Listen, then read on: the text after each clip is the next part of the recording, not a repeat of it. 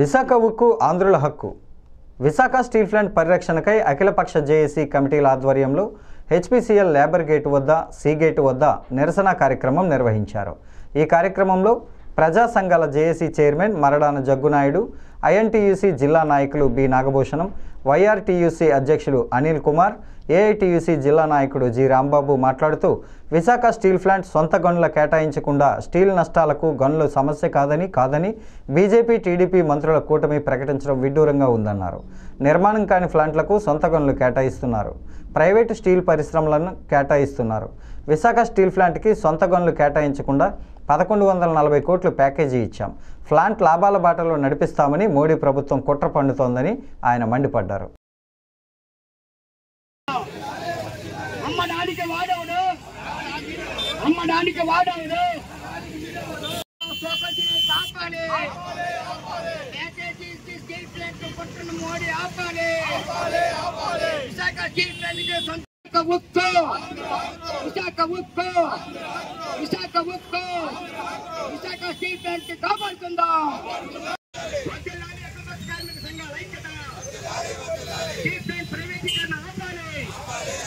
జగ్గునాయుడు జిల్లా JAC chairman, steel plant అమ్మే నిర్ణయాన్ని కేంద్రంలో మోడీ ప్రభుత్వం వెంటనే పార్లమెంట్ లో ప్రకటించాలని, పార్లమెంట్ లో ప్రకటించే విధంగా రాష్ట్రంలో ఉన్నటువంటి టీడీపీ, జనసేన, బీజేపీ కూటమి కేంద్రాన్ని శాసించాలని, స్టీల్ ప్లాంట్ సొంత గనులు ఇవ్వాలని చెప్పని కేంద్రం ప్రకటించినటువంటి ప్యాకేజీ నిధులు ఏవైతే ఉన్నాయో స్టీల్ ప్లాంట్ ఉత్పత్తికి, యంత్రాలకి, ముడి సరుకుకి, కార్మికులకు, జీతభత్యాలకి కేటాయించాలని, కాంట్రాక్ట్ కార్మికులు అక్రమ తొలగింపు నిలిపివేయాలి.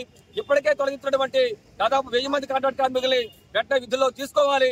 దీంతో పాటు ప్లాంట్ కోసం భూములు ఇచ్చినటువంటి నిర్వాసితులు 8500 మంది ఉన్నారు. వాళ్ళు పర్మనెంట్ ఉద్యోగాలు ఇవ్వాలని డిమాండ్ చేస్తూ ఈ రోజు జిల్లా కార్మిక ప్రజా సంఘాల ఆధ్వర్యంలో జిల్లా వ్యాప్తంగా గత 4 రోజుల నుంచి మేము నిరసన క్యాంపు చేపట్టాం. 1,00,000 కరపత్రాలను ముద్రించి వాస్తవాలను ప్రజల ముందు ఉంచేందుకు ప్రయత్నం చేస్తున్నాం. దానిలో భాగంగానే హెచ్పీసీఎల్ దగ్గర ఈ రోజు నిరసన కార్యక్రమం చేపట్టున్నాం. మోడీ ప్రభుత్వాన్ని శాసించి రాష్ట్రంలో కూటమి ప్రభుత్వం స్టీల్ ప్లాంట్ అమ్మే నిర్ణయాన్ని రద్దు చేయించాలని చెప్పి, సొంత గనులు సాధించాలని చెప్పి, మొత్తం నిధులన్నీ స్టీల్ ప్లాంట్ అభివృద్ధి కోసం కేటాయించే విధంగా చర్యలు చేపట్టాలని చెప్పి డిమాండ్ చేస్తా ఉన్నాం. స్టీల్ ప్లాంట్ ప్రైవేటీకరణకు వ్యతిరేకంగా జేఏసీ అఖిలపక్ష కార్మిక సంఘాల ఆధ్వర్యంలో జరిగేటువంటి ఈ కార్యక్రమంలో HPCL contract workers union CITU కూడా పాల్గొంది. ప్రధానంగా ఈ రోజు మోడీ ప్యాకేజీ ఇచ్చి కుట్ర చేస్తూ ఉంది. అది ఆపాలని మెయిన్ డిమాండ్. అలాగే కార్మికుల్ని, కాంట్రాక్ట్ కార్మికులు కొన్ని వేల సంవత్సరాల నుంచి పనిచేస్తున్న వాళ్ళందరూ కూడా అక్రమంగా తొలగించింది, వాళ్ళు విధుల్లో తీసుకోవాలనేటువంటి డిమాండ్ చేస్తా ఉన్నాం. అలాగే స్టీల్ ప్లాంట్ కార్మికులు ఎవరైతే వాళ్ళు నిరసన చేస్తున్నారో అటువంటి వాళ్ళకి సోకాజీ నోటీసులు ఇవ్వడం అనేది చేస్తా ఉన్నారు.